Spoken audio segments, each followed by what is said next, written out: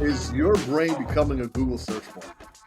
I use ChatGPT to write business plans.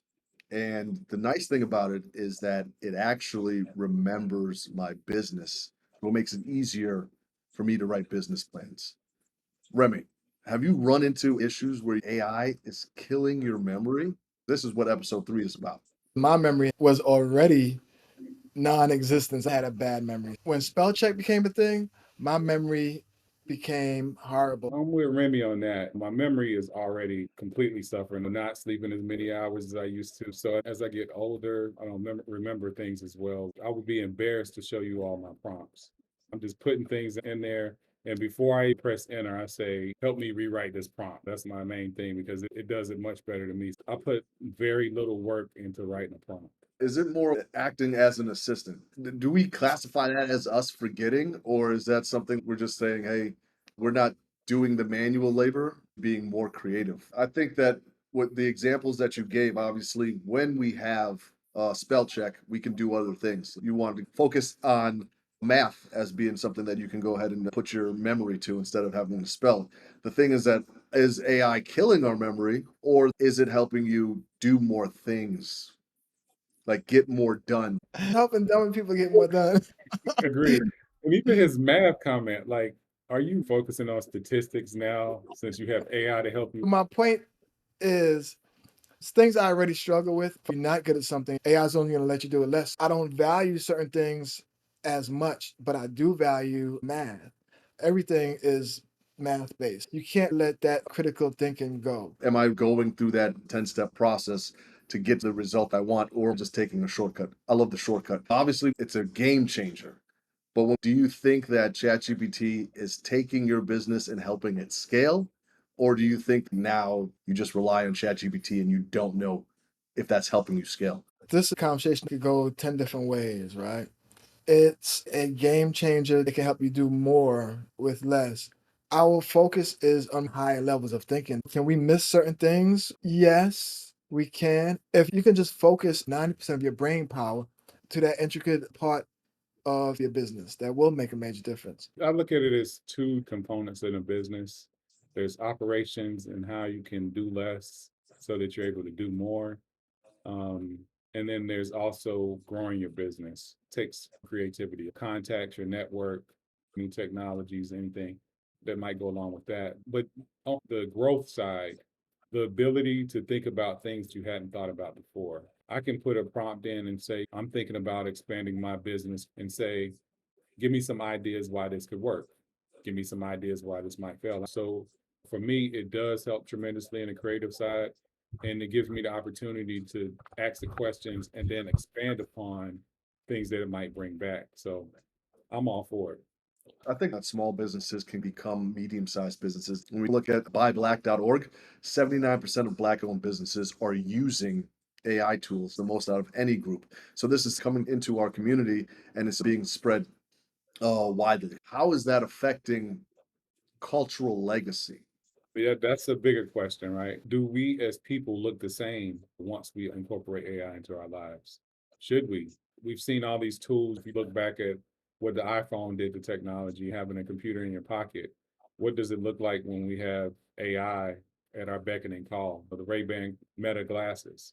What does that look like in the future? So back to Remy's point, do we need to know how to spell anymore? Do we need to know how to do simple math? Or are we now different beings who can do more because we don't have to do those little things? It's an interesting way to look at it. I know that I'm still hesitant to give over everything. And so I don't go to AI for everything. I'm not going to AI saying, how do I talk to my kids? Although I have a son that's going into middle school, and I'm actually considering it, saying, how do I talk to him? Give me some talking points. Am I wrong for that? Does it make me wrong? So I'll say this. We always worried about what we value will not be available in the future for us or our children. History has been rewriting itself since the days when we lost the Library of Alexandria. And the reality of that is a lot of people thought that we lost that library and all of the knowledge through a fire. But the majority of the loss of all of that knowledge was over a span of time. That's just one example. In history, the cultural knowledge loss is inevitable. It's going to happen. They don't write cursive. They won't be driving. Right. They probably won't even be typing. One of my daughters, you're not gonna even text anymore. You're just gonna speak Yeah. everything. So as a collective, we're gonna lose our memory. For me, focus on things that AI can't take. Go ahead, Jay. I already see it. Usually we are an agreeable bunch, but we have to think about like the black memory, right? What AI is going to do. How is that representing us in our culture? How does that stay in the community if we're heavily reliant on AI to get our information from? That's the only pushback I have, is that where does our soul come in versus the algorithm? What do we hold with value that we don't want to share with AI? The problem that I have is if we just let it keep consuming us, we're not passing anything down to our generation that is coming up. They're just going to be, the world was free. We don't know anything else. That's just my pushback. I want to know your thoughts to what I said. I hear you, Jay, but hasn't that already happened to the black Yeah. culture? Yeah. Like it might be at a different level with AI and what's coming in the next phase for the next generation, but that's nothing new. Well, I think it's two different things, right? AI is a reference material. They taking certain books and content about what happened in the past, but history is also told orally. And if you tie that into the conversation I was just having about my son, I'm not asking AI what thing should I say to him. Can So I ask I you a think question, that's Casey? the thing. Yep. Do you think your childhood experience is relevant No, to these children? no, that's why I took off as an African American boy. So again, I'm using it as a creative assistant versus follow these steps out that I So, have. a question. So, as you admitted, your history is probably irrelevant for these children. Irrelevant wasn't the word. Definitely not irrelevant. Is there an argument that the right agent that's been trained properly has better knowledge to advise your children than you? I'm not saying I'm going to have AI raise my children, but think about it. Almost all children have considered suicide. You have to consider these things, and how we grew Right. up and our generation is completely different. So if you just go talking to your child based on your experience in your generation, you can run into problems. So I'm just saying, as AI as the foundation of knowledge, and it doesn't have to be AI, but we use AI because it is the quickest and most efficient source of knowledge and intellect. If the agent is trained properly, you have to give their knowledge more value. The pushback is yes, AI has knowledge. What it doesn't have is wisdom. And that's because of experience, right? So wisdom doesn't necessarily mean you're smart. It's just based off of experiences. That's what it doesn't have. It's not a being, so it doesn't have those actual experiences. It's regurgitating knowledge from all these different places.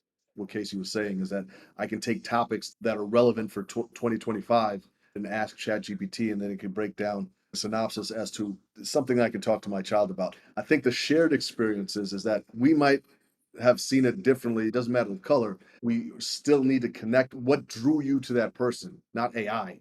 It's going to be, hey, I like this person's shirt. I have a shirt like that at home. I think AI gives us a platform to have better conversations, more meaningful conversations.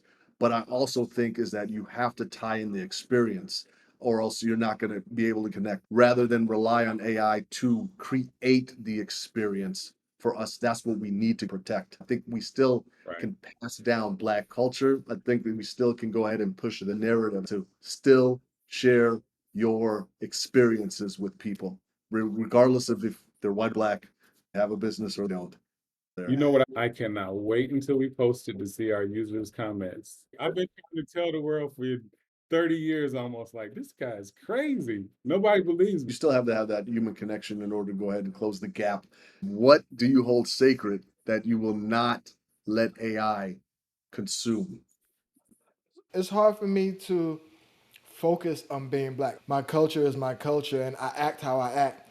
I'm not going to change who I am. I'm a spiritual person. I see people for who they are. When I talk to people, I try to learn that person. I'm not worried about what I'm going to lose to AI. I think I'm ready to let it provide some talking points, but to actually have the communication for me. I've never just sent out an email directly from AI. Human to human interaction, I don't know that I could let AI take over that. But pretty much anything else is up on the table, not meaning I let it change who I am and what I believe. I have a question for you, Jay.